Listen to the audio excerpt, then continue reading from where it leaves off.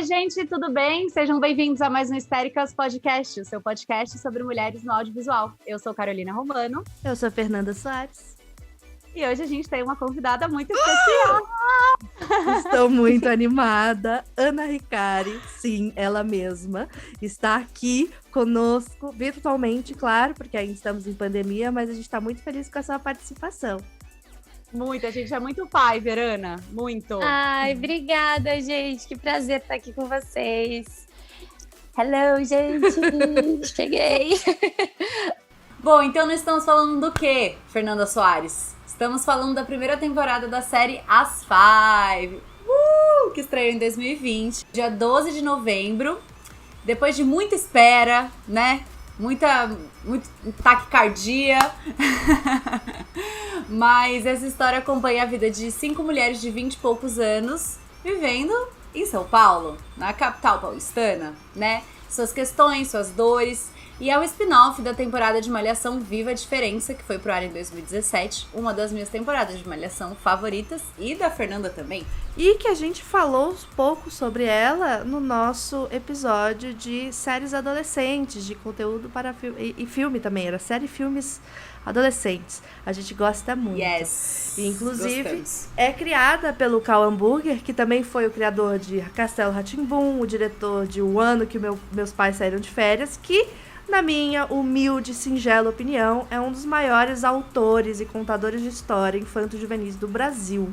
Ele é maravilhoso, ele consegue mostrar as coisas da perspectiva do jovem, ao invés de ser um adulto contando a história de uma criança.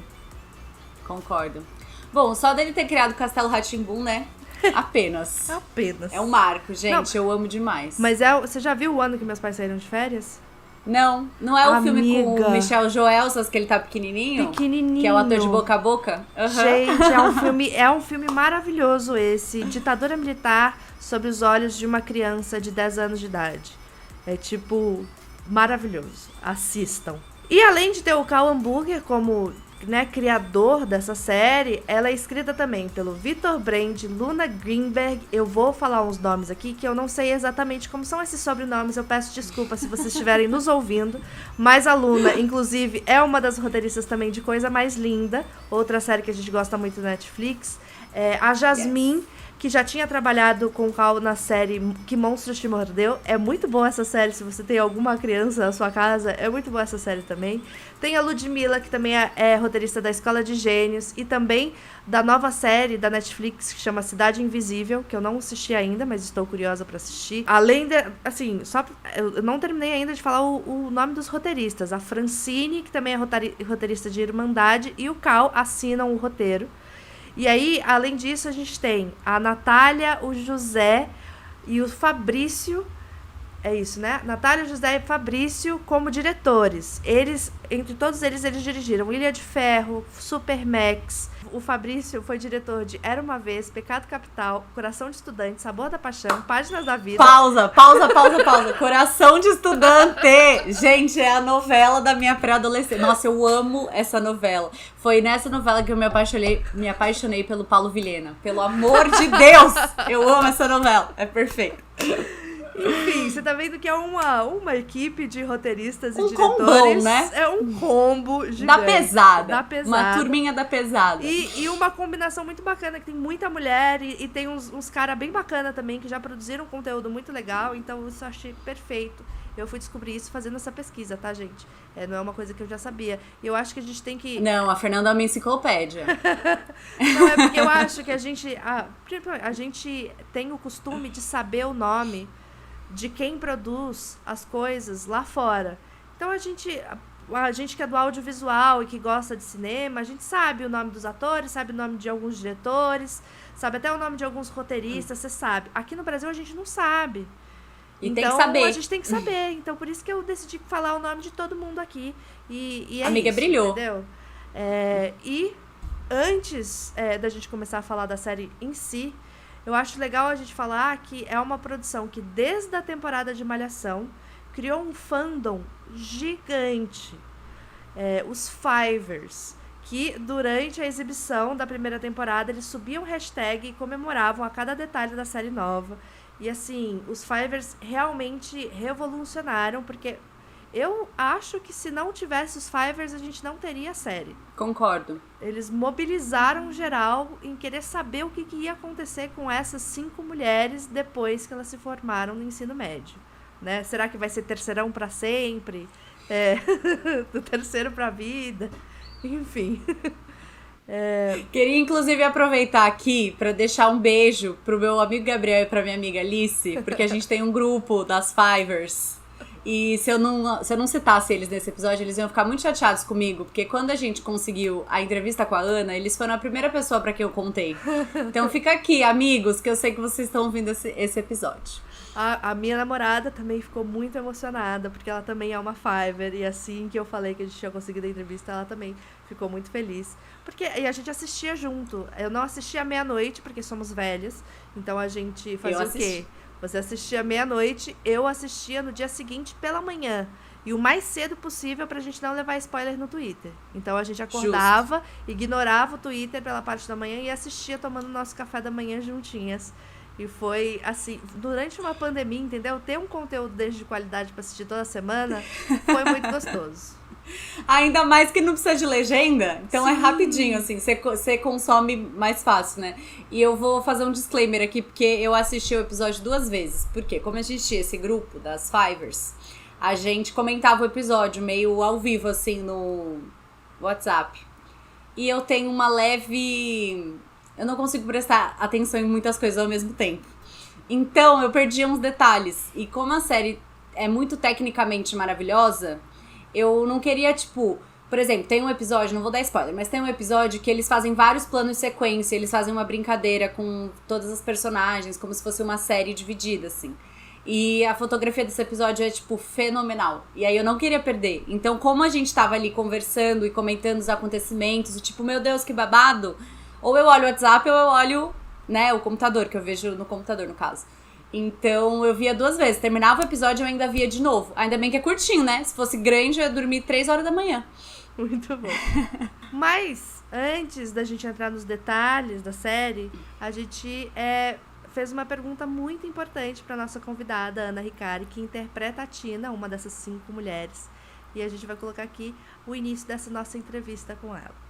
Eu tenho uma pergunta muito importante, que talvez seja difícil de você responder pra gente começar. Que é o quê? Qual que é seu signo e qual é a sua altura? Porque isso dá confusão nas redes sociais. Gente, mas todo mundo sabe que eu sou sagitariana, né? Acho que tá estampado na minha cara. Eu sou muito sagitariana. E todo mundo sabe também, eu não preciso repetir, eu tenho 1,78 de altura. Com certeza. É a mesma altura que eu, inclusive. E eu fiquei muito feliz quando eu soube disso. A gente precisa se encontrar. Você também? Precisa se encontrar um a dia pra tirar uma também. foto. Pois é, todas nós maravilhosas. Apenas ícones. A Carol também. Exatamente. Eu também. Com certeza. Gente, eu fiquei tão feliz de saber. Eu soube essa semana que a Zendaya tinha a mesma altura que eu. Pensei, que bom, quando eu for beijar ela, não vai ter problema de altura. Tá vendo? Vai ser tranquilo. Eu gosto, assim, de gente com visão, entendeu? Bom, agora que a gente já esclareceu essa informação super importante, a gente vai começar a falar da série em si. Bom, caso você não saiba, a série gira em torno de 5 amigas. Temos a Benê, que é interpretada pela Daphne Bozaski. Tem a Keila, que é interpretada pela Gabriela Metivedovsky. Tem a Tina, que é interpretada pela Ana Hikari. A Lika, interpretada pela Manuela Aliperti. E a Ellen, pela Slaine Vieira. Que 6 anos após elas se formarem no ensino médio, e prometeram nunca mais se separar, porque rolou esse, né? Nunca mais, vamos ficar juntas pra sempre e tal. O erro do jovem. Tomaram rumos completamente diferentes na vida e estão há praticamente 3 anos sem se falar. E aí a série tem o start, a gente se encontra de novo com essas personagens com a morte da mãe da Tina. Então, essas amigas se reúnem pro funeral e pro enterro. E as amigas se encontram depois desses tanto de anos sem se falar, num momento super pesado. E a Tina, que sempre teve conflito com a mãe, né? Que foi um tema super explorado na temporada de Malhação. Agora vai ter que aprender como que ela vai lidar com esse luto e como viver sem a presença da mãe. E aí a gente decidiu falar com a Tina também sobre a questão que a Ana, caso você não saiba, foi a primeira protagonista de ascendência asiática da Rede Globo. Gente, isso foi em 2017. Aff. Foi a primeira e única até então, em novela. Até então. Não teve depois. Lembrando que, assim, a gente teve na Malhação a Miyuki, né? Das temporadas anteriores e tal. E apesar dela ter muito destaque, ela não era protagonista. Ela era namorada do protagonista, do Cabeção, né? Se eu não me engano. Ela era namorada do protagonista. E se não me engano, o Cabeção não era nem o principal. Não era o principal. Não era o principal. Tinha o casal bonitinho, que era o principal, que esse é o plot de Malhação. Casal padrão. Tinha lá o casal padrão, né? Desde a época de Priscila Fantin, inclusive sou apaixonada por Priscila Fantin, sempre tem o casal padrão. E aí depois... e tem a galera da comédia, sempre tem o núcleo da comédia. A Malhação funcionou com essa fórmula durante muito tempo. E foi essa temporada de Viva a Diferença que deu uma quebrada nesses estereótipos de Malhação, né? Não tinha mais esse rolê do casal, o núcleo engraçadinho, e enfim. E naquela época também ainda era academia, era sempre o mesmo lugar. Foi um pouco depois. A da Milk foi um pouco depois, já era a escola já. Mas era aquela temporada que toda temporada era o mesmo diretor. Ah, tá. Era o mesmo ator, e aí eles faziam sempre o mesmo diretor e eles iam pro... eu quero muito lembrar o nome. Não é do Mocotó? Da cafeteria. Não, amiga. Não? Mocotó é muito antes. Gente, eu tô muito velha. Antes. Amiga, porque eu fui fantasiada de Miyuki na escola. No carnaval da minha escola. Então, pra ser essa... foi bem depois já. Porque quando eu comecei a ver Malhação, já era escola. Entendi. Não, eu comecei a assistir Malhação quando Lembrei, tínhamos... Gigabyte, é verdade. Eu assisti a Malhação quando tínhamos o Bruno de Luca interpretando uma criança, que no caso, ele tinha a mesma idade que eu, no caso, né? Enfim, mas a gente decidiu falar com a Tina um pouco sobre representação asiática e tudo isso, tudo que isso representa. Bom, eu passei muito tempo, assim, da minha vida assistindo e consumindo coisas que eu não me identificava, que não tinham muito a ver comigo, que muitas vezes eu olhava e não via, eu não via pessoas que se pareciam comigo, né? E aí era engraçado, porque quando elas apareciam com essa semelhança física, eu olhava as histórias e não tinha nada a ver com o que eu era, sabe? Era muito... ou estereotipado, ou hipersexualizado, sempre de alguma maneira eu ficava... eu poderia me sentir feliz por estar ali sendo representada fisicamente falando, mas eu sempre ficava ofendida e eu não conseguia entender por quê, sabe? Então, eu acho que a gente vive muito isso, né, no audiovisual, de ter muito pouca representatividade em relação a pessoas que não sejam brancas, e eu vivi isso a minha vida toda. Então, quando eu fui escolher a minha carreira como atriz, por muito tempo eu fiquei me questionando se era o lugar certo de eu estar, porque, se não tem tanta gente como eu, o que será que eu vou fazer ali, entendeu? E eu me questionei isso por muito tempo, sabe?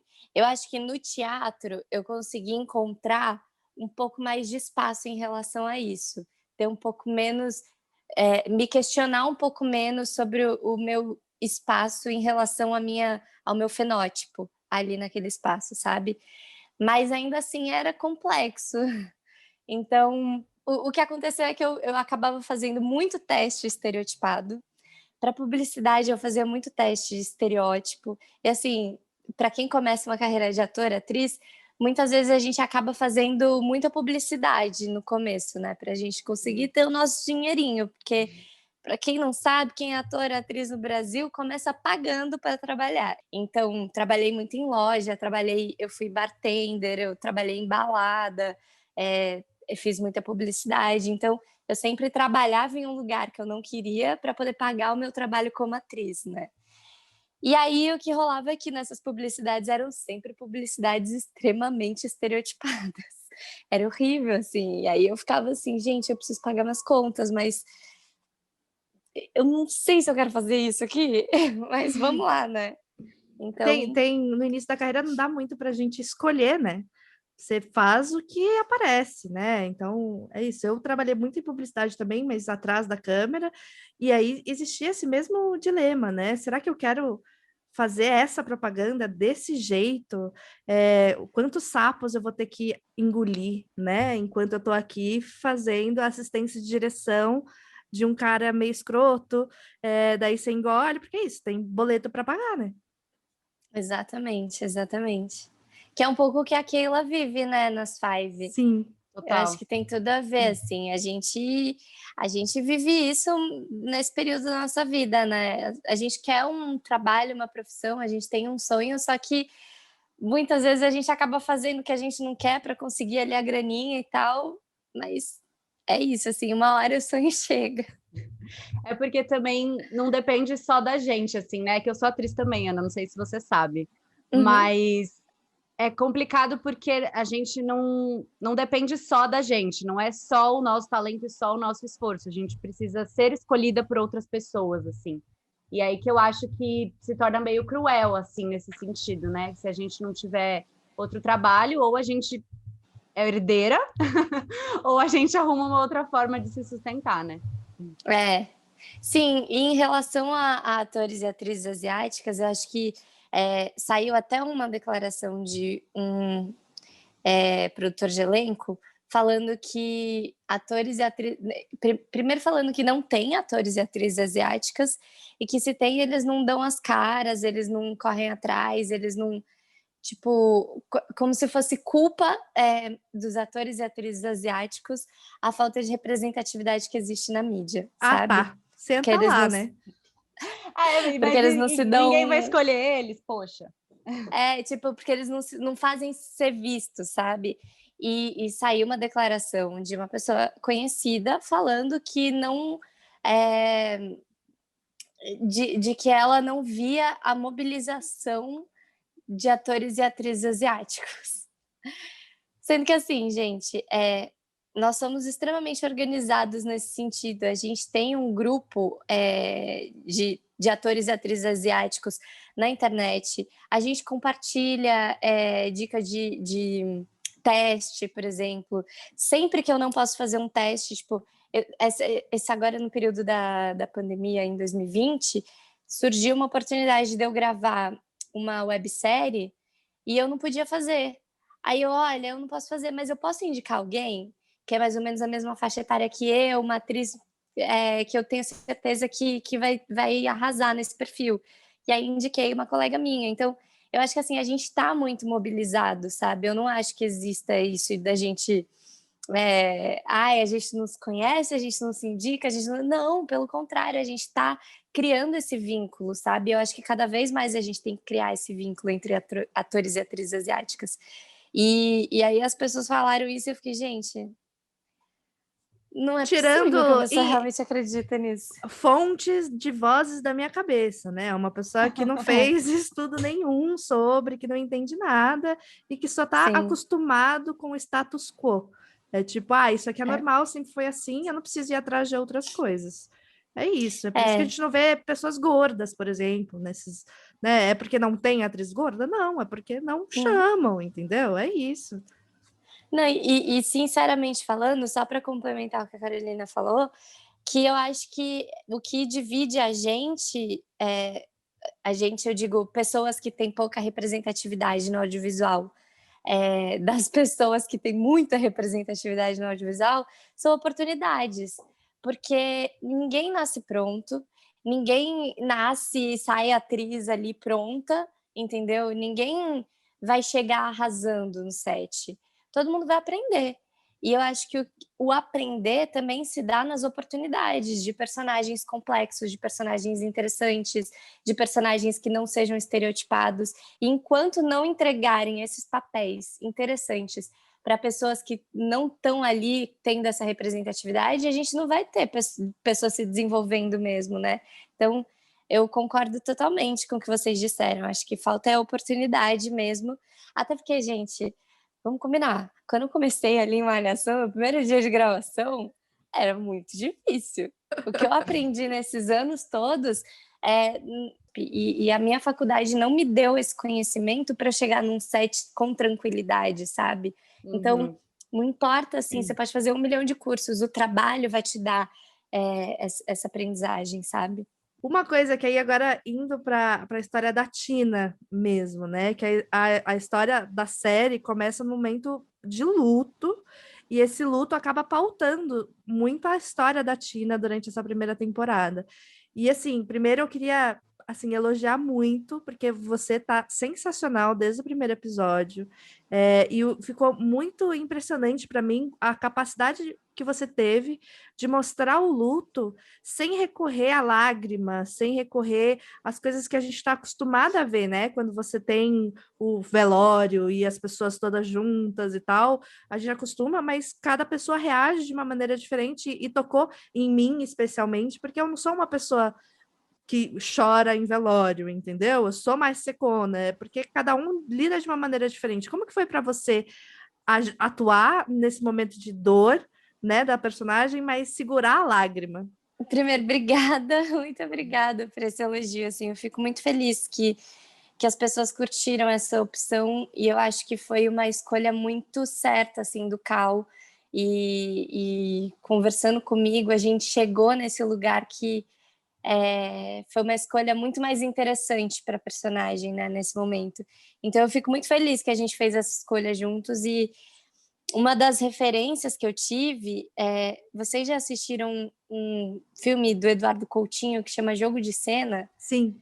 Tem a uma gente parte... ama. É lindo, né? É lindo. E tem uma parte exatamente com a Marília Pêra que ela fala sobre o choro, né, no audiovisual, e o quanto o choro é muito superestimado, né? Principalmente no Brasil, assim, essa cultura da novela que sempre tem a lágrima, o choro e não sei o quê.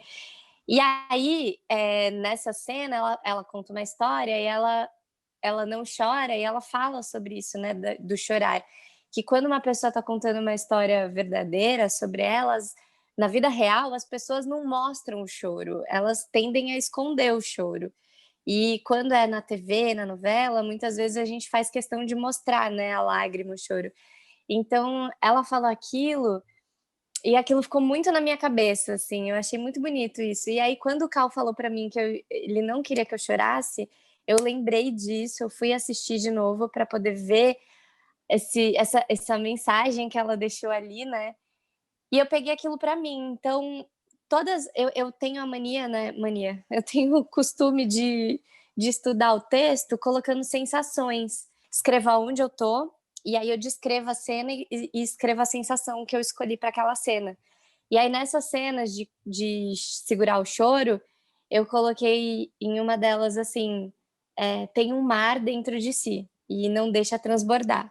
Então, eu estava sempre trabalhando com essa sensação de vir e não deixar sair. Vem e não deixa sair.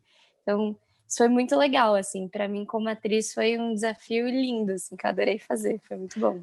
Deixa eu só fazer um adendo que eu descobri esse mês, que Jogo de Cena tá no catálogo da Globoplay também. Além de você poder assistir as Five, você pode assistir Jogo de Cena da Eduardo Coutinho, um dos maiores documentaristas do Brasil. Agora que a primeira temporada já foi pro ar, que todo mundo já sabe, né, a história da Tina nessa primeira temporada, qual foi para você a coisa que mais te surpreendeu na história da Tina depois desses 6 anos? Eu acho que o alto consumo de drogas. Eu acho que isso me surpreendeu.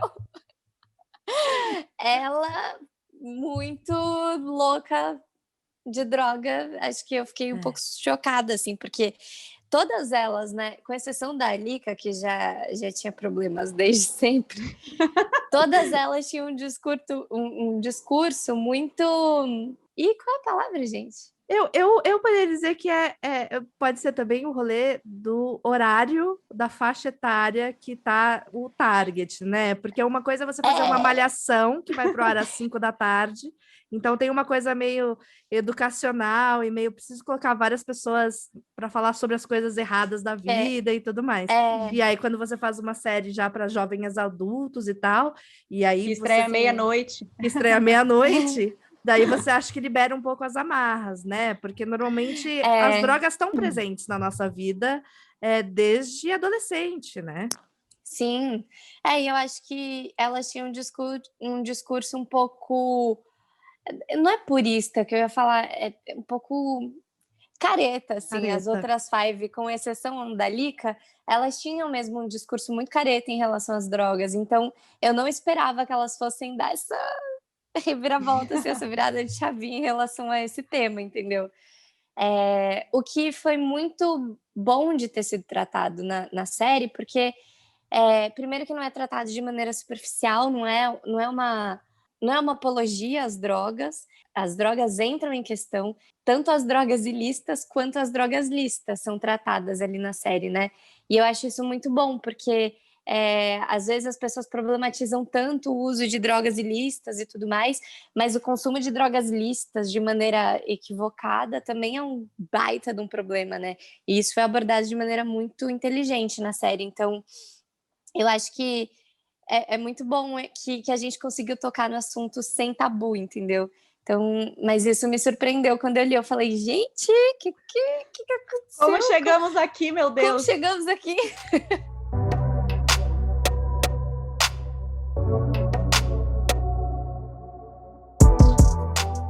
Miga, então vamos falar um pouco das nossas primeiras impressões da série, expectativa versus realidade, sem dar muito spoiler pra galera, pra série ficar aí pra todo mundo ver e rever maravilhosamente bem. Não pode dar nenhum spoilerzinho? Pode, um pouquinho pode. Tá. Você, Fiverr Ferrenha, conta pra mim, expectativa versus realidade. Olha, eu devo admitir que eu estava tensa, porque sempre que eu criava muita expectativa em relação a produções, eu me decepcionava um pouquinho. Então, eu acho que eu criava expectativa demais ou não. Enfim, principalmente porque a gente tá ouvindo falar dessa série há uns 3 anos.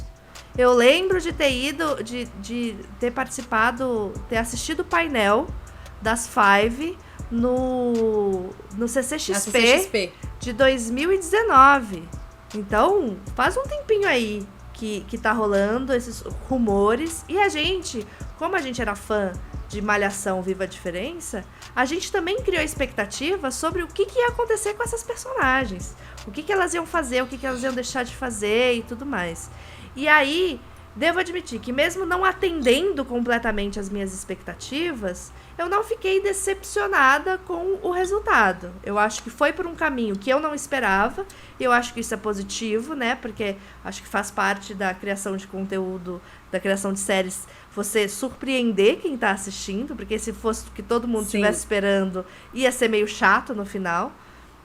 Mas ao mesmo tempo eu senti falta de alguns personagens ali que eu achara que seria interessante estar ali, mas ao mesmo tempo, quem sabe numa segunda temporada, depois eu falo mais sobre isso. Mas eu achei sensacional, e eu queria também episódios mais longos, entendeu? Eu queria também, porque são episódios de 30 minutos, né? Não é mais do que isso. E eu falei assim, nossa, merecia, sei lá, 20 episódios, tipo Grey's Anatomy, 24 episódios de 1 hora. Grey's Anatomy Brasil. Entendeu? Mas acho que essas coisas são coisas de fã, né? Quando você analisa pela perspectiva técnica e de história, eu acho que a história, a maior parte da história foi muito bem contada, muito bem amarradinha. A gente teve arcos de personagens fantásticos. A qualidade cinematográfica, de enquadramento e música deu um pulo gigante em relação à Malhação, né? Porque elas estão usando uma câmera só, e aí você tem todo um trabalho de pensar mesmo, né? Que novelas tem que gravar rápido, um episódio atrás do outro, e acaba fazendo... Pastelaria mesmo. E tá ok, entendeu? A novela é pra isso. É o formato, não é uma crítica, só um fato. E aí agora a gente tá falando de uma série que provavelmente demorou bastante pra cada episódio. Eu senti também um amadurecimento das atrizes, porque elas eram muito mais novas, né? A gente tá falando de 2017, então são 5 anos atrás, não sei fazer a conta, 3 anos atrás, não sei quantos anos tinha passado, mas enfim. Eu sou de humanas. Somos. Mas elas, como atrizes mesmo, me surpreenderam muito, assim, de conseguir pegar essa história que é muito mais madura, com assuntos mais pesados, mais complexos e conseguir entregar a atuação. Eu achei isso muito, muito legal. E você, Carol? Então, eu concordo muito com o que você falou das atrizes. Eu acho que dá pra ver muito mesmo o crescimento delas, assim. E é muito legal quando você pode entrar em contato com a personagem de novo. Isso é uma coisa que não acontece muito na vida do ator. E principalmente quando você consegue se conectar com o personagem de novo tanto tempo depois, né? A Ana até falou uma coisa muito legal sobre isso. Ai, foi muito bom, porque eu gosto muito da Tina, eu acho que ela é uma personagem que foi realmente um presente, assim, do Cal pra mim. Eu gosto muito da história, eu gosto do texto do Cal, eu acho que ele é um autor genial, fantástico mesmo. E pra mim é sempre muito bom poder trabalhar com ele, porque são histórias que eu gostaria de contar na minha vida, sabe? Então eu fico muito feliz de poder ter um trabalho que dialoga tanto com as coisas que eu acredito. Então, para mim, foi muito bom quando ele me ligou e falou que ele queria que eu fizesse outra série com ele. Aí eu, claro, Cal! Aí que ele falou que era Tina, eu, claro, vambora! Agora! E no processo de, não sei se vocês tiveram e tal, mas assim, no processo de ensaio ou de leitura do texto e tal, como é que foi isso? Porque ela ficou mais velha, né? Ela envelheceu, claro, a Ana Hikari também, mas a personagem, né, envelheceu alguns anos, né? Bastante até. Quantos? 5, 7? Não me lembro agora. Foram 6 anos que se passaram do fim da novela até o início da série, 6 anos. Então é uma baita revolução ali, né? Eu não sei vocês, mas eu dos meus 16 para os meus 24, eu mudei muita coisa, assim. Eu virei sapatão. Importante mudança. Então, pois é, olha só.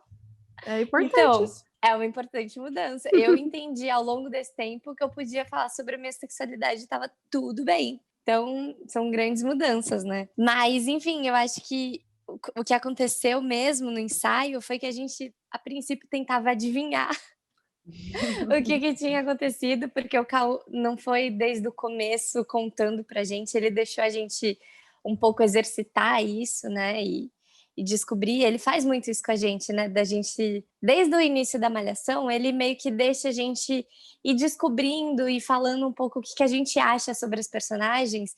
Aí depois ele até pesca umas coisas que a gente fala e adiciona. Mas enfim, aí ele deixou a gente trabalhando um pouco nisso, né?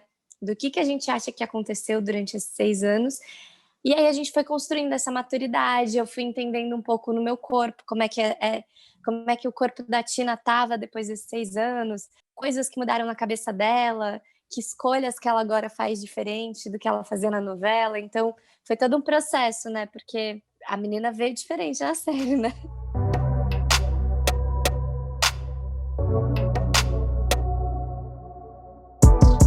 O que acontece é que eu não tava assim, nossa, muitas expectativas. Eu tava tipo assim, nossa, o que vai ser? Eu tava mais curiosa do que com expectativas. Tipo, eu não sabia o que esperar. E eu gostei muito porque eu acho que a gente não tem tantas séries brasileiras young adult, né? Que é o que a gente chama, que é jovem adulta. Que é basicamente eu, né? Então eu vim da minha adolescência, que eu tinha série pra cacete, pra mim, ao meu respeito. E aí eu entrei numa fase, que agora é essa fase, tipo, 24 mais ou menos, que não tem muito conteúdo pra gente. Tipo a galera 30 mais, assim. Acho que é por isso que Fleabag é tão amada, cultuada, porque você fala, gente, finalmente uma pessoa de 30 anos falando uma coisa de verdade. E eu achei muito isso, eu achei muito colado em mim, assim, tipo, eu me reconheci nelas em muitos momentos, em todas elas. Reconheci minhas amigas, reconheci situações que eu conheço, então é muito colado com a realidade, né? Acho que essa foi a impressão que eu mais fiquei, assim. E uma coisa que me chamou muita atenção também foi essa parte técnica, que eu acho que a cada episódio eu ficava mais impressionada. Assim, é triste falar impressionado, né? Porque quem ouve pensa que é tudo mal feito. Não é isso, mas é porque sempre tinha uma coisa que te impressionava no episódio. Tem o episódio da festa, em específico, que eu acho que é o 4 ou 5, se eu não me engano, que é muito legal. Tipo, as luzes do episódio são muito legais, os match cuts que eles fazem, tipo, né, que é uma técnica de edição, é muito foda, assim, tipo, como eles filmam a festa, o clima, sabe? Uma outra também que a Tina tá sendo DJ, maravilhoso, que acompanha ela, assim, o plano sequência, incrível. Amei. Então, acho que minhas primeiras impressões foram isso, assim. Todo mundo que já tentou gravar uma cena de festa sabe quão difícil é gravar uma cena de festa. Porque a gente tem a ilusão de que gravar cena de festa é muito fácil, é muito tranquilo, mas não é. Porque, principalmente em ambientes pequenos, o difícil é que você não pode colocar tanta gente, senão você não consegue movimentar a câmera ali dentro, então você precisa fazer uma coordenação com os figurantes, com os atores muito bacana, pra não parecer que tá uma galera ali sentada sem fazer nada. E quando o ambiente é muito grande, você tem que ter um controle gigante sobre aquelas pessoas que estão ali, entendeu? E normalmente, se tem diálogo, não pode ter música. Então a galera tá ali, todo mundo dançando, mas não tem música. Entendeu? Uhum. Então é um rolê muito difícil gravar. E eles conseguiram nessa série gravar. Todas as cenas de festa que tem foram muito bem feitinhas. Muito bem feitas. Era gatilho. A gente teve alguns episódios que a gente teve gatilho, porque a gente tá dentro de casa, não pode fazer festinha no apartamento de ninguém. E o mais que eu queria mais era fazer festinha no apartamento de alguém. Festinha no AP. Cara, uma coisa que eu amo muito é que se a série não fosse em São Paulo, os acontecimentos seriam diferentes. Sim. Então a ambientação da série faz diferença. E isso faz sentido porque, de cara, no primeiro episódio, inclusive deu uma saudade de São Paulo, porque aí elas andam de metrô, aí passa na Paulista, aí passa no centro, aí passa Santa Cecília, aí, sabe, tipo, aí anda de carro, aí vai levar a amiga no aeroporto, aí pega metrô, aí vai pro trabalho correndo, aí sai, tem que pôr o cachecol que tá ventando. É muito, muito paulista real, assim, vida paulistana. E eu achei muito incrível que não foi só um acessório, né? Fez diferença, assim, pro que une elas e pra embasar as situações. Isso eu achei muito legal. E queria falar uma coisa também. Além do elenco principal, o elenco de apoio, pelo amor de Deus. Gente, a Giovana Grigio. Giovana, saiba que eu sou sua fã. Espero te conhecer um dia, você é maravilhosa. A Giovana tá incrível. Incrível, perfeita. Gente, como chama aquela atriz? Eu esqueci o nome, porque eu amo muito ela. Calma, Dira Paz. Dira Paz. Gente, a Dira Paz. Primeiro que eu gritei. Quando a Dira Paz apareceu, eu falei... Ah! A Dira, tipo, eu dei um berro. Eu falei, a Dira Paz! Ai, meu Deus. E depois o que acontece é melhor ainda. Então, todo o elenco de apoio é, tipo, incrível, maravilhoso. Queria elogiar também a Gabi. Porque eu vi a Gabi um pouco depois de Malhação, num musical. E eu acho a voz dela linda. E eu amei que eles colocaram ela muito... nesse ambiente, ensaiando, mostrando como é muito difícil, sim, o teatro musical. Tipo, toda a formação e como te exigem essa coisa quando você quer ser artista, te exigem que você faça aula de dança, que você faça aula de canto, que você faça aula de teatro. Só que eu tenho um filho pra criar e eu tenho que ter uma profissão que eu preciso pagar as contas. Enfim, me empolguei, né? A gente vai falar mais sobre isso. Mas eu acho que além da gente que gostava de Malhação e que tava com uma expectativa, tinha uma galera que criou uma expectativa real. E a gente perguntou um pouco pra Ana qual que foi a repercussão pelos Fivers, né? Porque além disso, sim, teve uma série de documentário produzida especificamente pras Five. Então, vê o que a Ana falou. Cara, foi muito bom, porque acho que primeiro que talvez esse projeto não tivesse acontecido se não fossem os fãs, né? Se não fosse a mobilização dos fãs. Então, a gente é muito, muito grata, assim, a tudo que eles fizeram, a todas as mobilizações, as tags, tudo. Então, eu acho que a gente deve, assim, esse trabalho muito a essa mobilização, essa paixão dos fãs. E, claro, assim, é uma história que realmente mobiliza, né? Pela primeira vez... foram 5 mulheres protagonistas numa Malhação, com muita representatividade, abordando muitas questões sociais super importantes, ainda mais no momento que a gente está vivendo do país, né? Então, claro que isso já, por si só, já faz parte da genialidade do Cal ali, de trazer o público para junto da gente. Então, só que eu acho que a história em si... abre espaço para muitos debates. Então, quando a gente ficou sabendo que ia ter o Making Five, o Talk Five, para poder falar sobre esses assuntos juntos com o público, a gente ficou muito feliz, porque muitas vezes a gente acaba falando individualmente, dá nossas opiniões sobre questões sociais. Eu uso muito minhas redes sociais para isso, né? Mas saber que a gente ia ter um espaço, assim, digamos assim, institucional ali dentro da empresa, né, para poder falar, dar a nossa opinião, pô, foi muito bom pra gente. Eu fiquei muito feliz de poder ver que a empresa mesmo, a própria Globoplay, a própria Globo, enxerga a gente como pessoas com opinião importante de ser escutada, e não só a nossa, né, também a do público, porque ali no Talk 5 a gente estava o tempo inteiro ouvindo o que o público tinha a dizer, quais eram os questionamentos do público sobre a série, sobre os temas, né.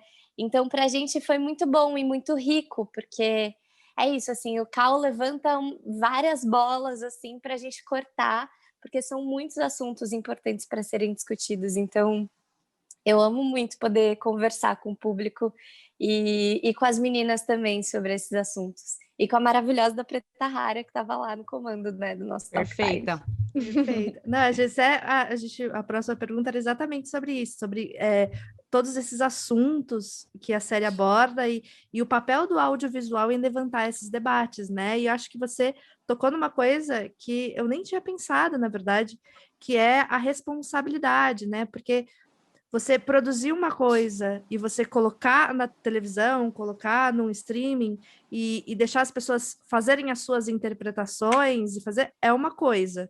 Pode funcionar, mas tem alguns temas que precisam ter esse cuidado de você colocar lá e vamos debater, vamos falar sobre maternidade solo, vamos falar sobre vício em pornografia. Então, como que você enxerga o papel do audiovisual, né, levantando esses debates? E você acha que a gente precisa de mais disso e como a gente pode produzir isso, né? Cara, eu acho que o audiovisual tem o dever, assim, de abordar essas questões, porque se a gente está aqui no audiovisual para criar mundos ficcionais, por que não criar mundos ficcionais em que isso possa ser debatido? Por que não criar mundos ficcionais em que a gente possa transformar a realidade? Se a realidade é tão cruel, por que a gente não leva para esse mundo ficcional e transforma essa realidade, sabe? Então, eu acho que o audiovisual já tem essa licença poética, entende? E eu acho que a gente tem que aproveitar dessa licença poética para poder trazer essas questões muito à tona. E é porque eu vejo a arte, em geral, a arte como uma maneira da gente olhar para a nossa realidade, quase como um espelho, mas um espelho que a gente constrói. Então, não dá para a gente achar que a realidade não tem essas questões, não tem esses debates, e não ter essa responsabilidade com a realidade de querer tratar dessas questões para poder mudar alguma coisa, né? Eu vejo a arte como uma ferramenta muito potente de transformação, então eu acredito nisso, sabe? Enfim, eu acho que esse é um dever mesmo do audiovisual.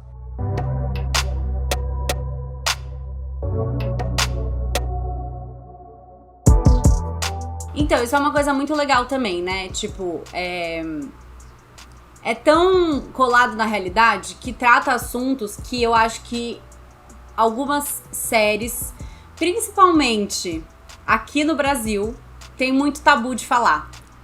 Então, tipo, faz muito sentido você pegar um jovem de, sei lá, 22, 24 anos e falar de vício em pornografia, e ele tem toda uma mesa lá, tipo um computador top, luzes, coisas horríveis não, maravilhosas, cadeira gamer, horrores, tipo lá um santuário pra ele, e ele fica lá, porque ele passa o dia inteiro lá no quarto dele, ninguém sabe o que esse menino faz, se ninguém tocar a campainha, não vai saber, tá com fone, se o prédio estiver caindo, ninguém sabe.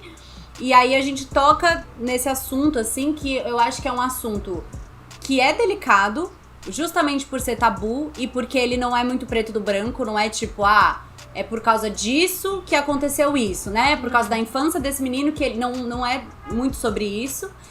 E eu acho que o mais legal é que começa sutil, né? Assim, tipo, parece uma piada. Tipo, quando acontece, você fala assim, você tá de brincadeira com a minha cara, né? Tipo, kkk, hahaha. E aí os episódios vão passando e você fala, nossa, pera, era sério. Calma, tem uma coisa aqui que a gente vai explorar. E aí ele vai aprofundando nisso, assim. Achei isso gênio, acho que chegou muito e achei um ótimo jeito de introduzir o assunto também. Não, e o que eu achei bacana é que esse assunto foi introduzido dentro da história da Benê, que é a menina que existe Perfeita. muito preconceito em relação à sexualidade de pessoas no espectro do autismo, né? Então, Sim. eu acho que foi super importante ao encontrar esse menino e também ao descobrir que... e aí é um spoiler, mas é um spoiler do primeiro episódio, dos primeiros minutos. Brilho, que é o seguinte... Brilho, pode deixar que eu brilho. Que a gente descobre que o namorado da Benê, que ficou com ela o tempo inteiro, né? Que formaram e tudo mais, ele se descobre um homem gay. Né? E É do Vale. É do Vale, ele sai do armário e fala, não posso mais namorar você porque sou gay.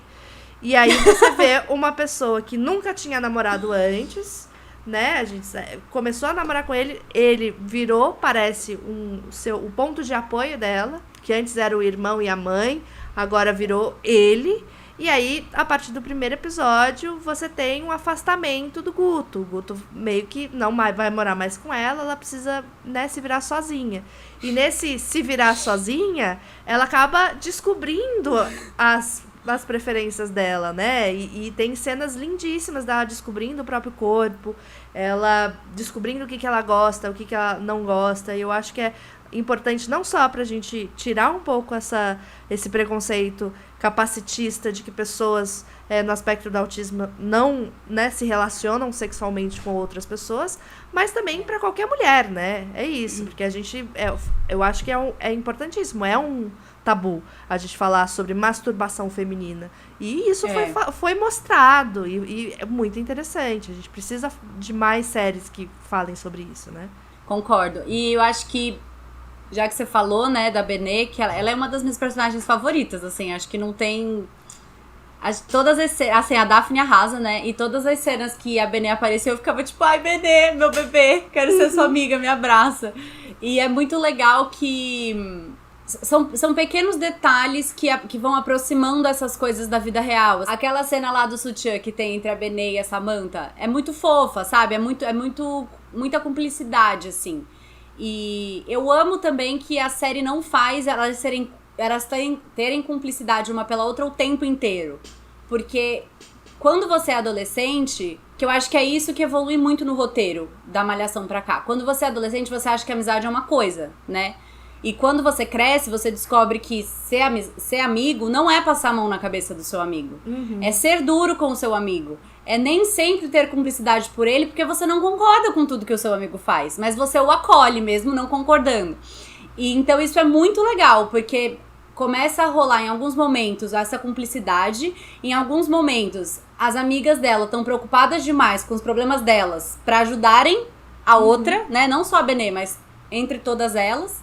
E em alguns momentos elas se desentendem. Sim. Então, tipo, a gente tá se ajudando, ai, mas eu te ajudei, ai, mas você não me escuta, ai, mas você não sei o quê, mas peraí, você também não fez isso comigo. E aí a gente entra em discussões mais sérias, assim, né, dessa convivência. Sim. Tirando que ela foi morar justamente com quem, não é mesmo? E aí foi aquela loucura. Vamos falar sobre a Lika? Vamos. Chegou esse momento. Chegou esse momento.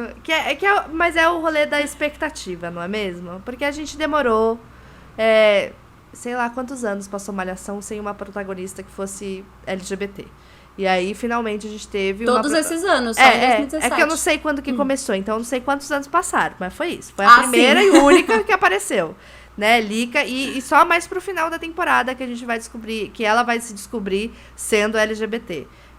E aí, pelo que eu compreendi da primeira temporada de As Five, ela se reconhece enquanto uma mulher lésbica, enquanto sapatão. Sim.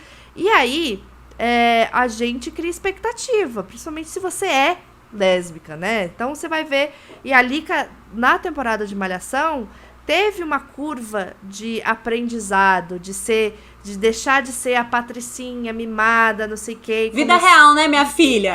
E começar a lidar com os problemas da vida real. E teve toda essa coisa, tinha a relação com o pai, que era cagada, e tudo mais. Aí a gente cria uma expectativa de que Lika teria se encontrado já. pelo menos um pouquinho, teria amadurecido um pouco. A Lika é a que tá mais presa àquela pessoa que formou no terceirão. De que ainda não sabe o que fazer de carreira, ainda não tem nenhum relacionamento que seja profundo, não passou por nenhum... Assim, ainda tá vivendo às custas da mãe, num apartamento, leva as coisas para poder limpar na casa da mãe, é a mãe que paga o cartão de crédito, e ela faz uma série de coisas de menina privilegiada, mimada para né? E aí a gente vai ficando com raiva dela, Lika. Lika, você tem que me ajudar. É que eu acho que... Você tem que me ajudar a te ajudar. É que eu acho que, assim...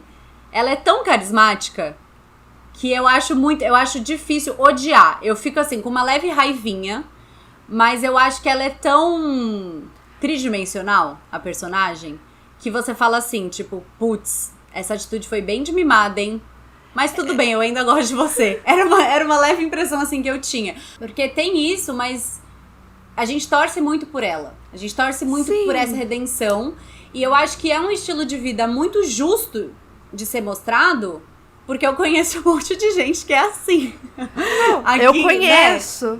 Né? Eu conheço também. E aí o que a gente fica comentando, assistindo, é tipo aí, um filhotinho de Ruby Rose, que é a sapatona que tá ali mais ou menos dentro do padrão, que pega um monte de mulher e que de noite fala sobre a revolução e sobre o direito das pessoas e sobre como a gente precisa, né, mudar o mundo, e faz um monte de cagada e não toma responsabilidade não faz nada pelas por coisas. Isso, né? Então, na verdade, talvez eu tenha pegado um pouquinho mais de ranço com a Lika durante essa primeira temporada, porque eu assisti essa temporada no meio de uma pandemia onde pessoas como a personagem da Lika, que são meio egoístas, que falam e não fazem nada, estão se aglomerando por aí.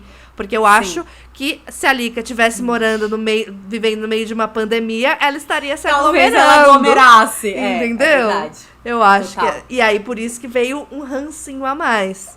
E o final que, assim... Piora tudo. Piorou tudo. Mas estamos ansiosamente esperando uma redenção de Lika. A gente vai continuar torcendo por uma redenção de Lika numa segunda temporada. Sempre estarei. A gente falou isso no episódio sobre Happiest Season, aquele filme de Natal que a gente falou e tal. Que o nosso problema com o final é uma opinião particular nossa. É que a gente não quer dar muito spoiler, né, amiga? Mas é que é meio sobre isso, assim. O que a gente não gosta do final... É muito parecido com o que a gente criticou no Happiest Season, que é essa coisa de você jogar num padrão heteronormativo o final feliz de uma personagem LGBT. Sim. Nossa, eu fui muito maravilhosa, porque eu não dei spoiler nenhum. Não. E... Arrasou, e não seria capaz. Entender. Se vocês assistirem, vocês vão entender. Exato. Mas isso é um problema particular meu e da Fê, e não é nem pessoal da nossa vida. É com obras quando estão retratando pessoas LGBT. Porque eu tenho amigas que gostam de se encaixar e acho lindo, torço e acho maravilhoso. Então tá tudo bem. Sim. Vamos falar então da Keila. Keila Maria. Keila Maria. É Keila Maria. Gente, eu achei a Keila a personagem que traz... ela é a pessoa que traz o alívio cômico, muitas das vezes, né? Às vezes é a Lika, às vezes é ela.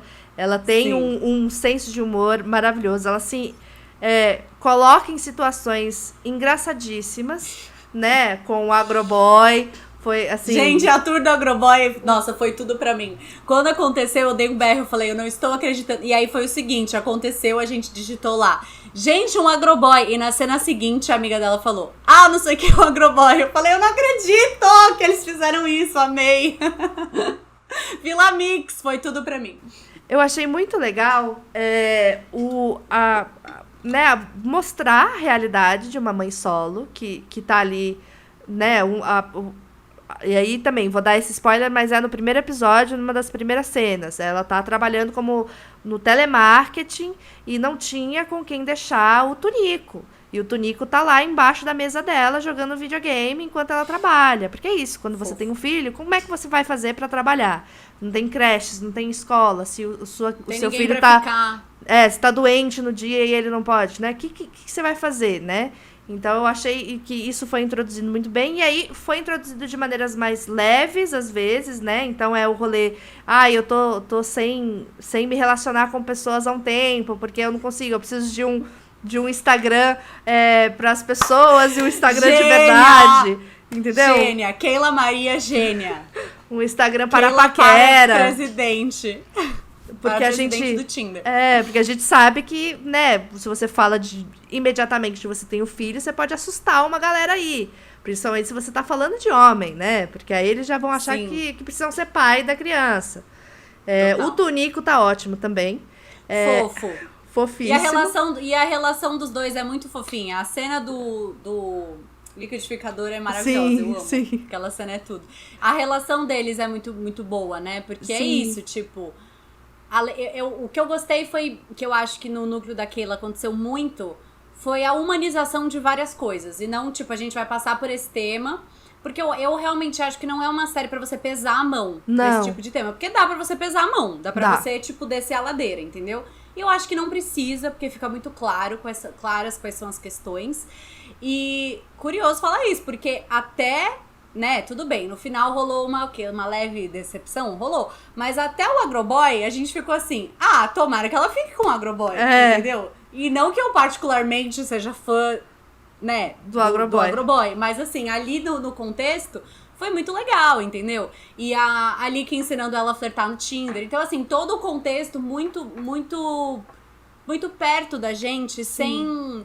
Né, tipo, não tem nenhum momento em que ela, tipo, se arrepende, que ela briga com o Tunico. Não tem nada disso. É por um outro lugar, né, a jornada dela. Eu gosto Mas bastante. eu acho que a leveza vem também da maneira com que eles decidiram escolher o que contar e o que não contar. Porque, por exemplo, se você pensa que a gente estava saindo de uma temporada de Malhação, onde a Keila, onde o Tunico tinha praticamente 2 pais, né? Você tinha o pai de verdade, o pai biológico, e você tinha o cara que tinha assumido a paternidade no primeiro momento, e tinha o avô super presente.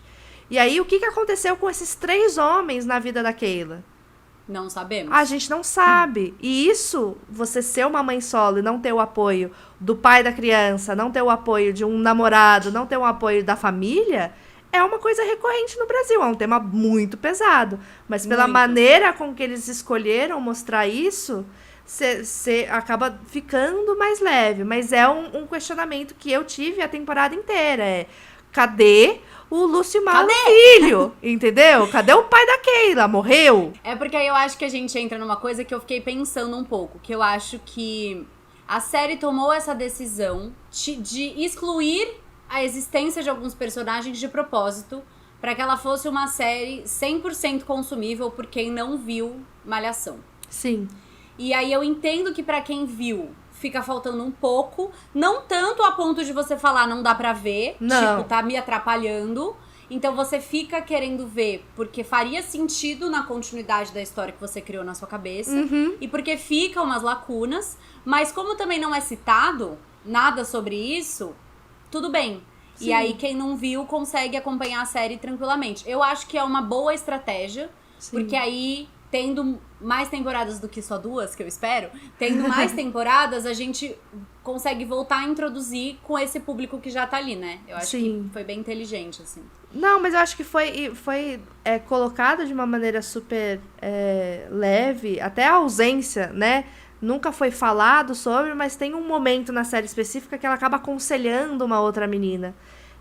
E aí é falado, é fofinho esse episódio, mas você vê que ela, naquele momento que ela tá aconselhando e tal, ela tá quebrada por dentro de certa maneira, né? Ela tá se sentindo abandonada, ela tá se sentindo incapaz, né? E ela meio que coloca uma cara ali de que tá tudo bem quando não tá, né?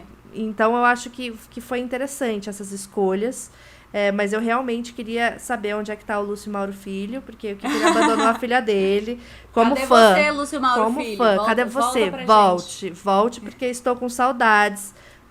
Porque, né, tadinha dela, pra poder tomar conta do Tunico de vez em quando pra ela dar uma transadinha, porque vai deixar a Lica de babá, pelo amor de Deus.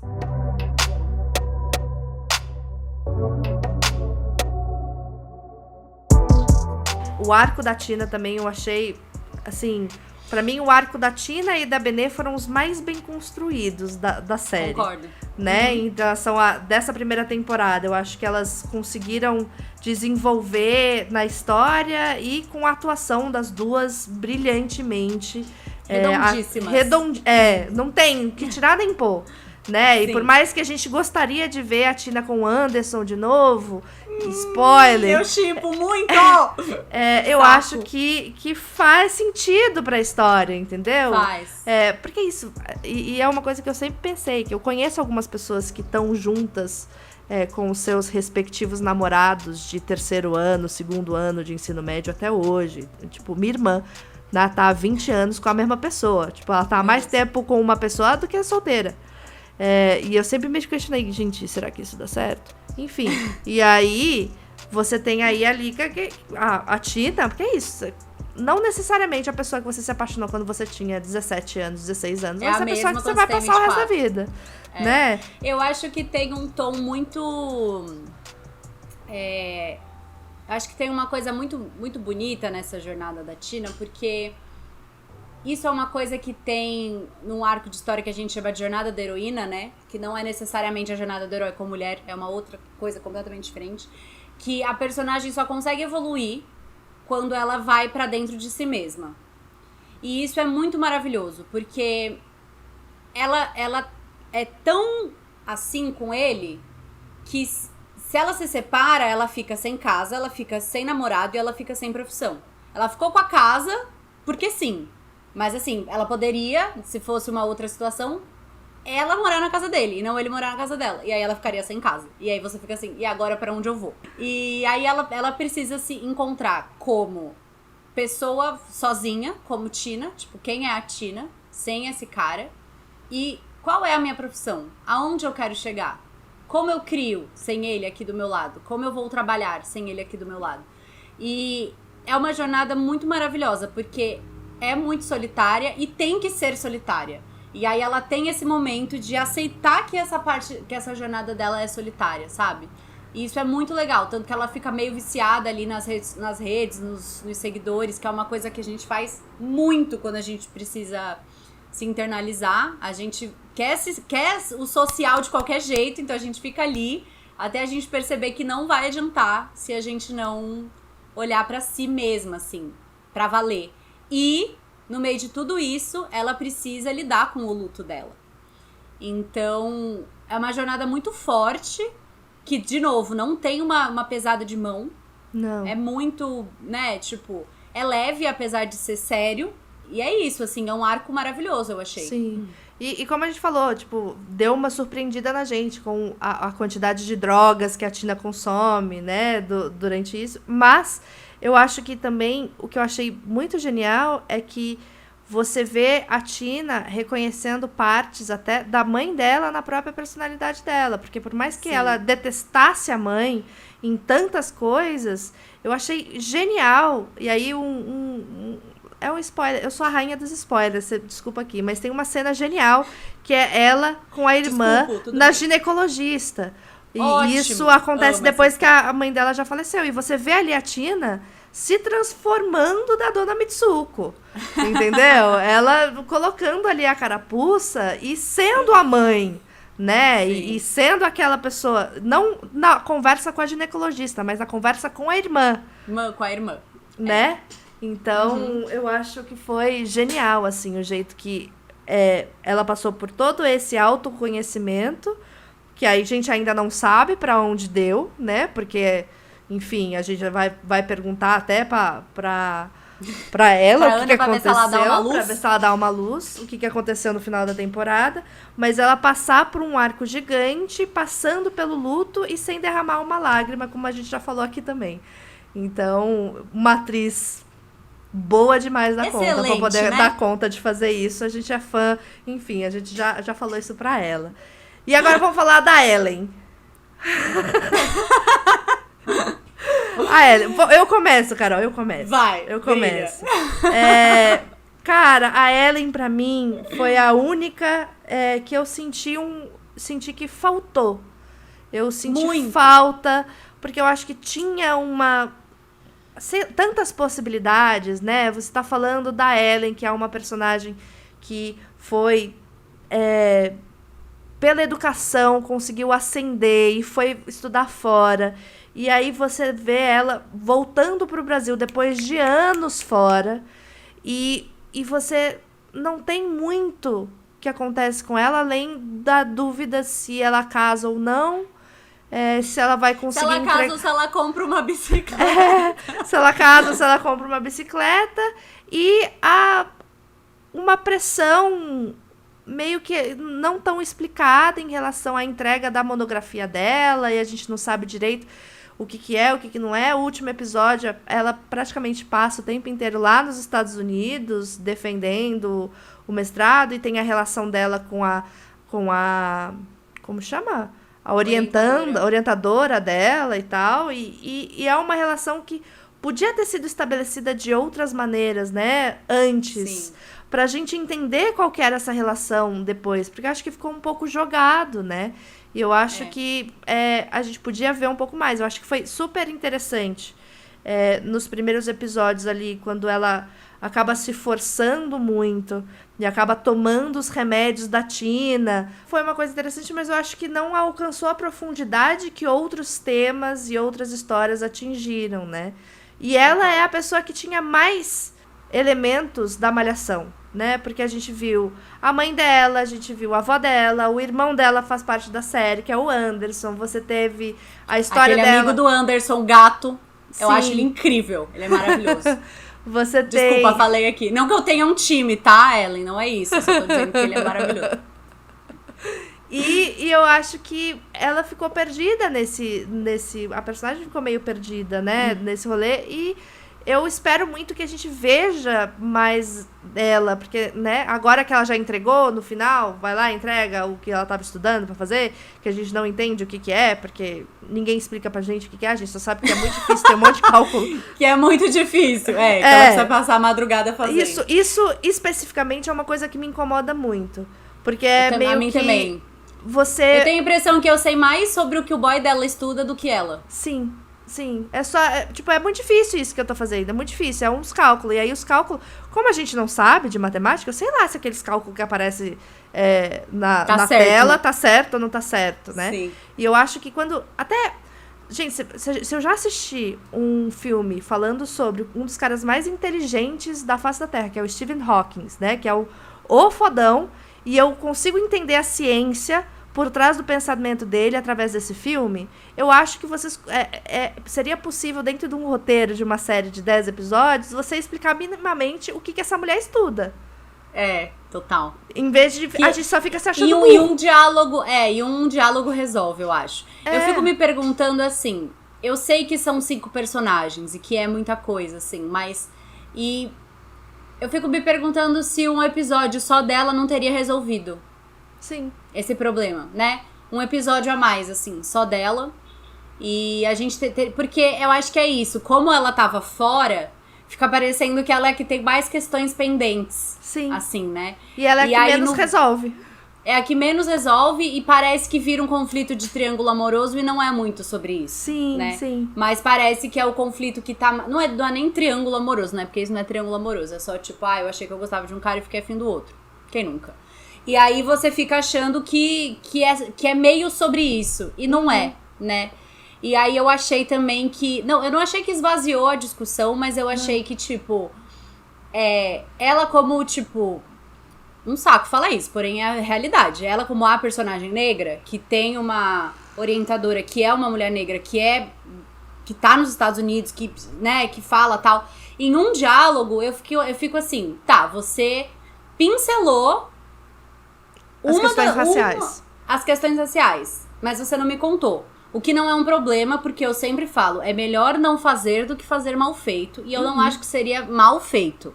Eu só acho que não teve tanto espaço pra isso, que se ela tivesse um episódio dela, a gente podia discutir um monte de coisa. O que ela estuda, a gente podia falar dessa relação com essa orientadora. E a gente não sabe se foi ela que escolheu a orientadora, se a orientadora escolheu ela. A orientadora Sim. fala que se viu nela, mas a gente não sabe como foi essa relação, por que elas se escolheram. E eu acho que isso seria importante até... pra eu ter um pouquinho mais de empatia com ela. Porque houve alguns momentos em que eu falei assim, meu Deus, Ellen, você é chata. Sim. Entendeu? E aí ficou difícil porque eu não tinha onde me apegar, eu não tava conseguindo me identificar em nenhum lugar ali com ela. Sim, eu acho que faltou... Eu acho que também a gente entendeu um pouco mais... Que eu acho que também foi o que menos a gente entendeu o que aconteceu nesses 6 anos que se passaram de história entre Malhação e o início das Five, né? A gente só sabe que ela foi estudar e ficou noiva de um cara. Eu acho que nem a que menos desenvolveu, mas é a que eu fiquei com mais dúvida. É a que eu lembrei mais que tinha muita coisa pra contar, entendeu? As outras a gente nem desenvolveu tanto, mas não me fez falta. Entendi. Acho que é meio isso, sabe? Assim, a minha impressão, pelo menos. Não, eu acho também que talvez seja pelo fato de... por exemplo, a Benê, a gente sabia que ela ia participar, ia fazer a escola de música e ia tentar viver de música. A gente começa, ela tá vivendo de música, mas a vida dela deu uma reviravolta. A gente sabe que não ela morava no apartamento, vai ter que mudar, etc e tal, isso fica bem claro. A Lika tá exatamente onde deixaram ela. Se ninguém pegar na mão, ela não vai. Exatamente. A Gabi teve uma mudança gigante ali, né, porque termina a Malhação com Benê, Lika, o Lúcio Mauro Filho, a mãe da Benê, o irmão da... Eu esqueci o nome do personagem dele. Eu esqueci também, não lembro. Enfim, todos morando na mesma casa. E aí, o que aconteceu? E aí, pessoal? E aí, pessoal? O que aconteceu? Mas aí, tudo bem, a gente teve desenvolvimento suficiente na trama dela pra gente... eu não me importar com o que aconteceu. Com isso, entendeu? Exatamente. Agora, com a Ellen, assim, ela foi... É isso. A gente sabia que ela ia para os Estados Unidos e ia ser muito foda indo para os Estados Unidos. Ia conseguir fazer um monte de coisa, porque ela é inteligente pra caralho. E aí, é só isso que a gente sabe. Eu acho que a Ellen e a Lika foram as mais... Me ajuda a te ajudar.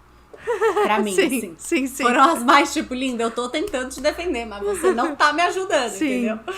Sim, me ajuda a te ajudar, exatamente. E a Benê ganhou nossos corações mais uma vez. Já tinha ganhado na Malhação e agora... sensacional. Arrasou. E a Tina, pra mim, foi surpreendente, porque por mais que eu gostasse da Tina nas temporadas de Malhação, não era a minha personagem favorita, não era a personagem que eu tava mais curiosa pra saber o que ia acontecer.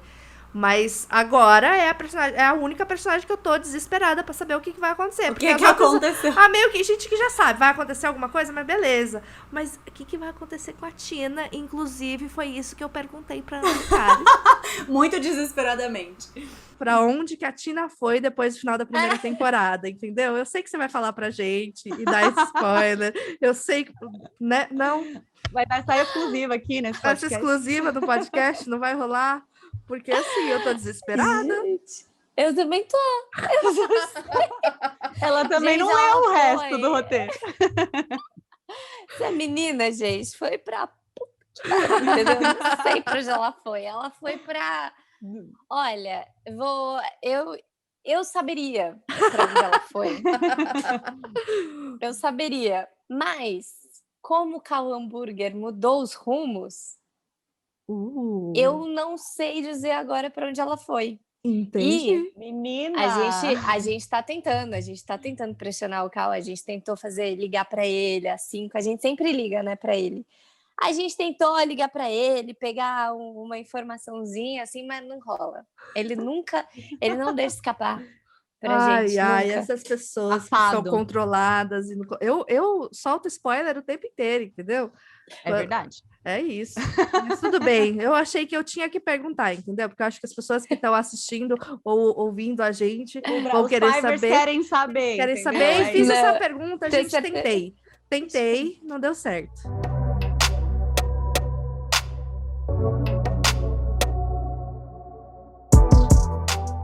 já que a segunda temporada está confirmada para o delírio dos Fivers, incluindo eu e a Carol. Não tem data de estreia ainda, porque eles gostam de ficar na expectativa e fazer a gente ficar louco. Não entendeu? é, amiga, tem que gravar na pandemia, minha filha. Não é simples. Eu sei que não é simples, mas eu queria que fosse, entendeu? Testa todo mundo, coloca todo mundo dentro de um hotel e grava durante 3 meses seguidos. As pessoas não precisam ter vida.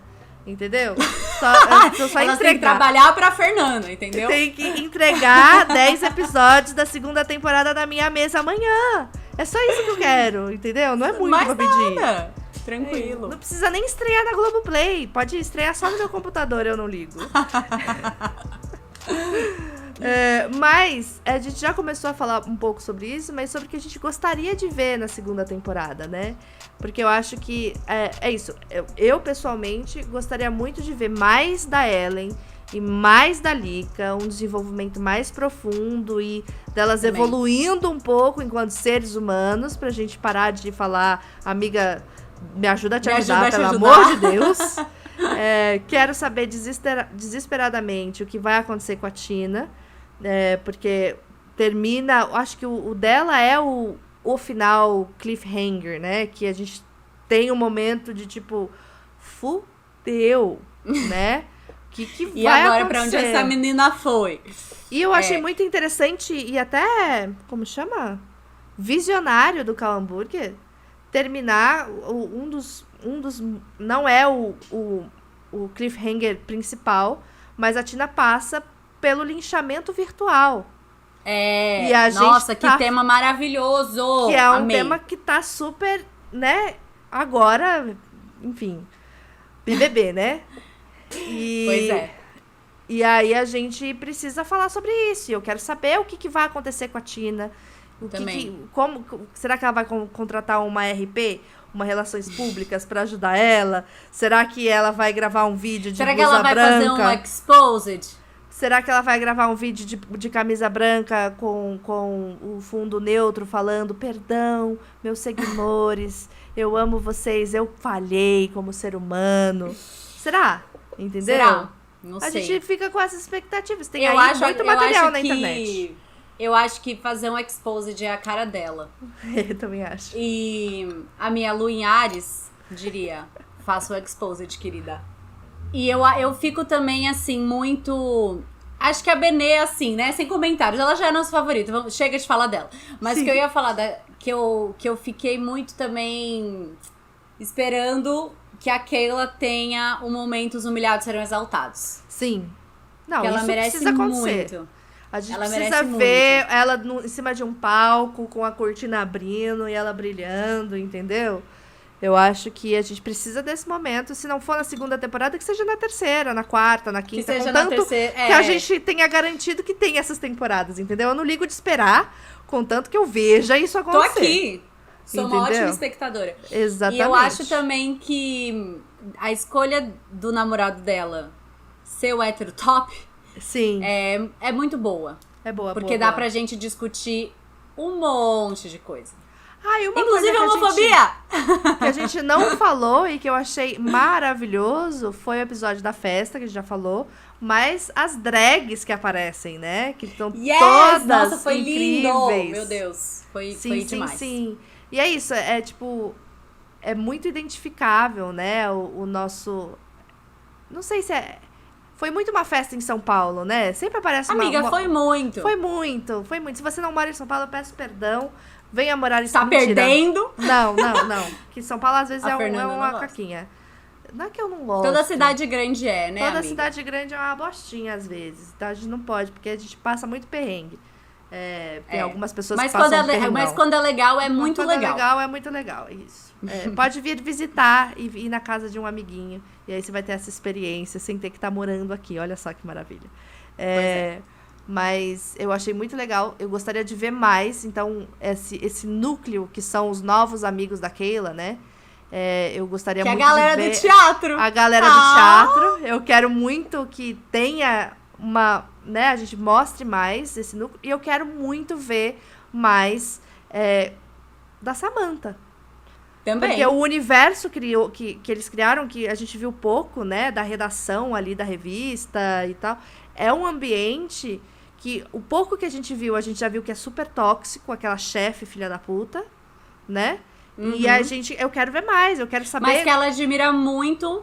Me lembrou muito uma série que eu amo, que chama The Bold Type.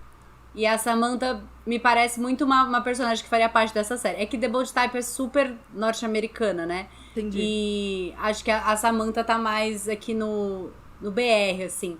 Mas é que a Samantha tem muito potencial pra ser as Six, né? E não as Five, porque ela é muito maravilhosa mesmo. E eu acho que é isso. Eu acho que ela é muito madura. Eu acho que em alguns momentos dá pra ver que ela é mais madura que as meninas. Sim. No geral, assim. E isso é muito legal, porque pra ela ter amadurecido desse jeito, aconteceram coisas com ela também.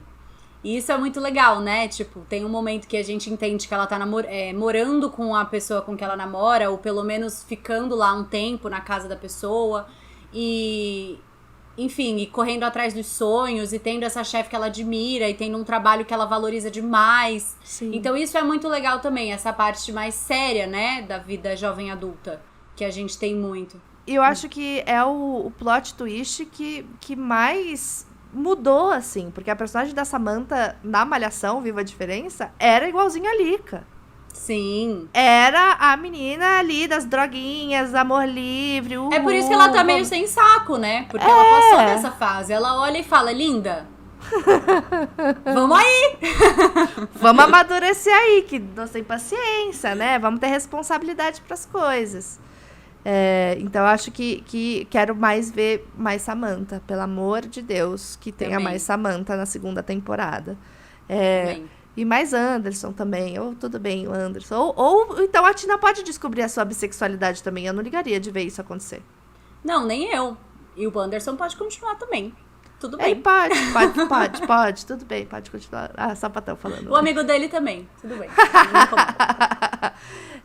Mas eu acho que além de tudo isso que a gente gostaria de ver numa segunda temporada, a gente também gostaria de ver a continuação dessa equipe maravilhosa, que tem muitas mulheres, não só na direção, no roteiro, mas pelo que a gente pesquisou, tem muita gente atrás das câmeras. E a gente perguntou pra Ana um pouco sobre isso também. Gente, isso pra mim é muito bom, porque, pra quem não sabe, meu pai é professor de cinema. E eu sempre acompanhei as aulas dele de cinema desde pequenininha. E eu achava muito curioso, assim, que na sala de aula eu via muitas mulheres, assim, tinham muitas alunas. E aí, quando eu chegava em sets de gravação para trabalhar publicidade, cinema, curtas-metragens, eu via muito poucas mulheres. E eu ficava chocada com isso. Eu ficava, gente, mas o que aconteceu ali da graduação para o ambiente profissional, né? Para a carreira, né? Por que aonde foram parar todas essas alunas, né, que estavam lá o tempo inteiro? Com o tempo eu fui me questionando e entendendo, depois entrei na faculdade, tive colegas de faculdade que eram do audiovisual, enquanto eu era das artes cênicas, e eu fui percebendo que tem muito, né, isso de ser um ambiente muito machista, de ser um ambiente que a gente, por ser mulher, a gente se sente testada o tempo inteiro, né? Então, eu já trabalhei como iluminadora de teatro, né? Então, eu sentia que, às vezes, eu, por ser mulher, ficavam me questionando se eu conseguia subir uma escada carregando um refletor. Ficavam questionando se eu sabia o nome dos refletores. Tipo, gente, eu estudei, entendeu? Eu tô aqui porque... E eu acho que isso deve acontecer muito com as mulheres, né, também na parte de cinema. E principalmente nos cargos técnicos. Então, eu acho que isso deve acontecer, essa coisa de subestimar as profissionais, de querer testar elas 10 vezes, de não aceitar se elas cometem algum erro, né?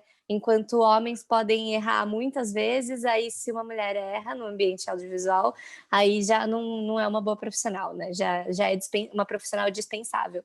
Eu percebi o quanto isso acontecia, e aí, nas Five, foi um trabalho que a gente tinha, de fato, muitas mulheres trabalhando, mulheres extremamente competentes, então era muito bom, porque é uma história sobre mulheres, é uma história sobre 5 mulheres. a gente precisa de mulheres ali na equipe.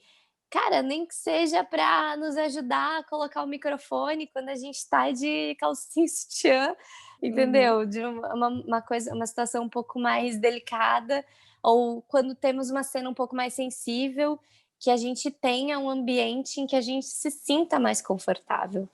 E claro, assim, eu acho que não deveria ser só uma questão de gênero, esse conforto ali no set. Eu acho que, independente do gênero, a gente deveria se sentir confortável, sabe?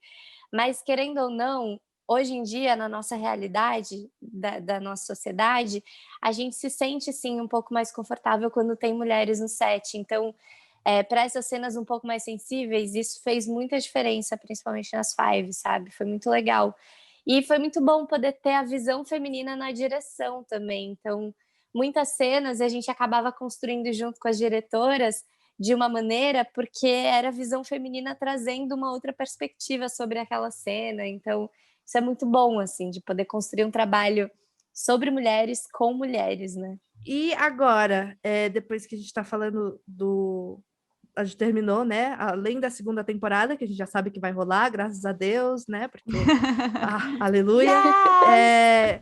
Você acha que existe um avanço na representatividade de pessoas não brancas nas produções desde a estreia da Malhação, lá em 2017, né? Porque eu acho que Malhação veio com um boom de representatividade muito grande, com as 5 meninas falando sobre assuntos super importantes, né? Então, você acha que rolou uma evoluçãozinha desde 2017, nesses 3 anos, 4 anos? Olha, eu acho que não dá para dizer, eu acho que para trás a gente não tem mais como ir, sabe? Eu acredito muito nisso e eu espero que o mundo não me decepcione, porque eu acredito que para trás não tem mais como a gente ir. E eu acho que as conquistas que, principalmente, pessoas negras tiveram em relação à representatividade no audiovisual foram conquistas assim de muito tempo de questionamento, muito tempo de luta, e agora que tipo assim, chegamos a esse ponto, não vamos abandonar mais o que está até aqui. Agora é daqui para frente, sabe? Então, eu acho que não piorou, mas eu acho que a gente ainda está caminhando sobre esse assunto, sabe? A gente ainda está caminhando para melhorar. Eu acho que em relação a pessoas negras, a gente está conseguindo ver um pouco mais de representatividade, a gente está conseguindo começar a tirar esses estereótipos, né, sobre esses personagens.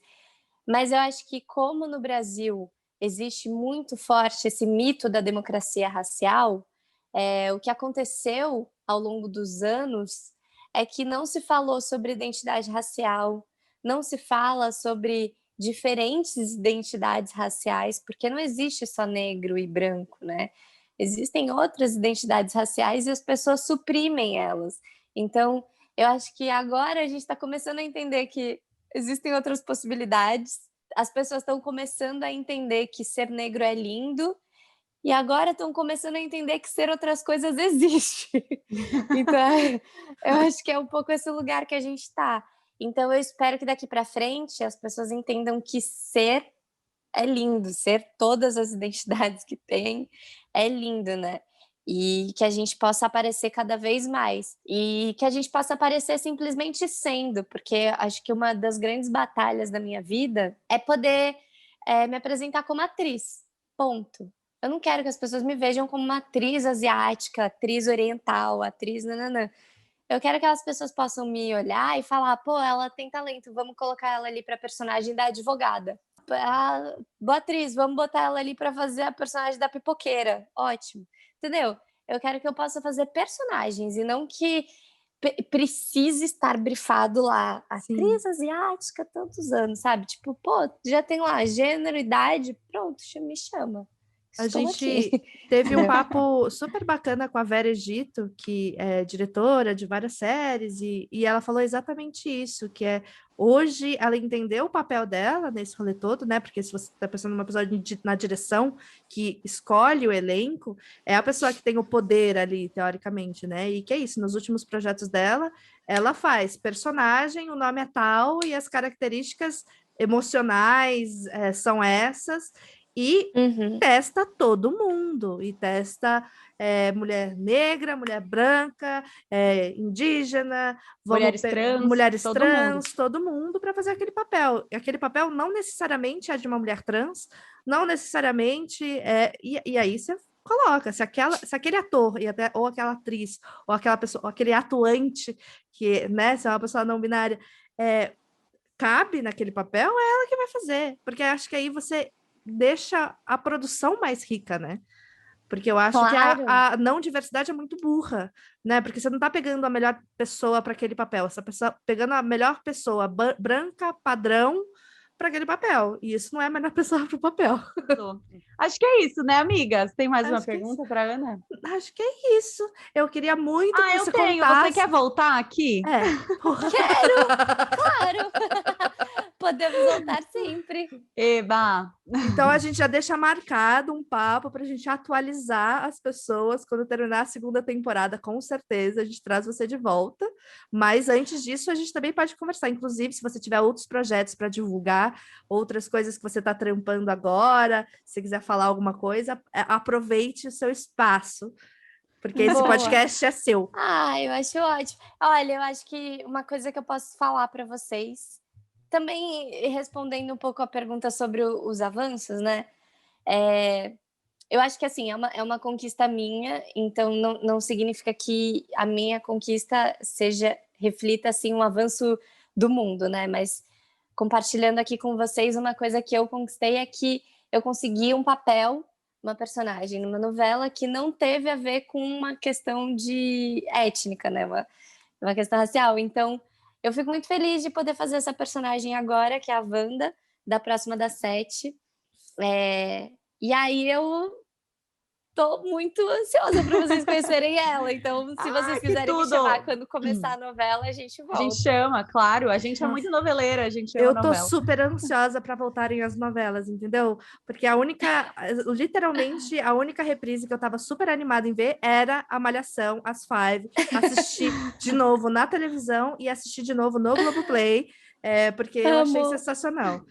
Mas aí agora eu quero coisa nova, entendeu? Tô cansada, quero conteúdo saber... novo, chega! Conteúdo novo, quero saber se encontraram o filho da mãe da novela das 9 lá. Meu Deus, gente, sim! Todo mundo quer amor de mãe a gente quer amor de mãe de volta e quero coisas novas. E que bom que você tá nessa nova leva aí de produções. Fiquei muito feliz e tô ansiosa. Então, com certeza, a gente traz você para poder falar da Wanda. Já amei, já vou deixar aqui separadinho. É ótimo. É bom que aí eu combino de voltar com sotaque carioca, porque a Vandinha é toda carioquinha. Tudo! Aí a gente faz entrevista toda com sotaque carioca. Com sotaque carioca. Muito obrigada, viu, Ana? Ana, obrigada demais. Meninas. Amei. Beijo. Obrigada. Tchau, tchau.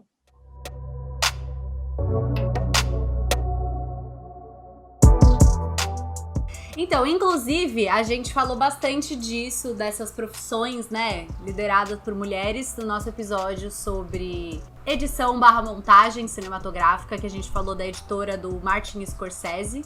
E vamos dar nome aos bois, entendeu? Thelma Schoonmaker, que eu odeio isso, reparação histórica. Ai, a esposa do fulano, ela não é esposa do fulano, ela tem nome, meu querido. Então, a editora do Scorsese também tem. E é um episódio muito bom, acho que tem muito a ver com isso que a Ana falou, né? Das mulheres no audiovisual, enfim, dessa equipe com mulheres, maravilhosa. E acho que é isso, né, amiga? A gente se empolgou bem, como vocês podem perceber, porque a gente é muito fã, a gente é muito Fiverr. Se você também é um Fiverr, segue a gente em todas as redes sociais. A minha rede social é fer.nanda.soares. A minha é _Carolina Romano no Instagram e no Twitter. Sucesso. A Fernanda no Twitter é canal das Bi, viu? Só avisando. Se ela não responder o WhatsApp, você pode mandar um reply pra ela que ela te responde. Eu tenho meu Twitter pessoal, mas eu gosto de usar... Eu só consigo usar um tweet de vez, um perfil de cada vez. Então eu uso do canal das Bi mesmo. Que já tem as pessoas que seguem a gente lá. Interage mais, entendeu? Vai lá e segue o canal das Bi, que a gente tá planejando umas coisas aí bacanas também pros próximos meses aí. Você não tá sabendo, querida. Não tô mesmo. E que No mais canal quer das falar? Mil, sou só espectadora. E seguir o Histéricas também. Com certeza. @Histéricaspod no Instagram, no Twitter. Seguir a Ana Ricari, maravilhosa. Sim. Nossa amiga pessoal. Eu já convidei ela pra uma cervejinha, entendeu? Vamos ver se vai rolar. Quando a pandemia acabar, gente. Isso. Quando a pandemia acabar. Gente. A pandemia não acabou. Eu tô aqui na minha casa, a Carol tá na casa dela. A Fernanda fala isso todo episódio, mas é sempre verdade. importante As pessoas ressaltar. estão esquecendo, entendeu? Você acha que a gente tá gravando separado porque a gente gosta? Eu queria estar com ela Não, aqui no eu meu gosto sofá. de ir lá dar abracinho na Fernanda. Entendeu? Eu não vejo essa garota há 1 ano.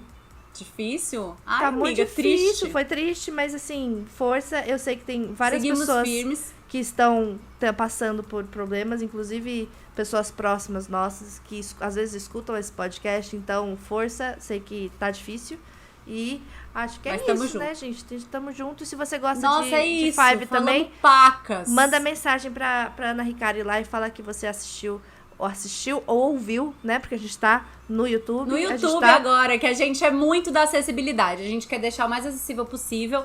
E em breve a gente vai tentar colocar legendas no YouTube também. Porque aí se você, né, quiser assistir por lá, enfim, e precisar das legendas pra te auxiliar, terá também. Estamos Sim, trabalhando sim. nisso. É isso. Um beijo e até a Beijo. próximo episódio. Tchau! Tchau.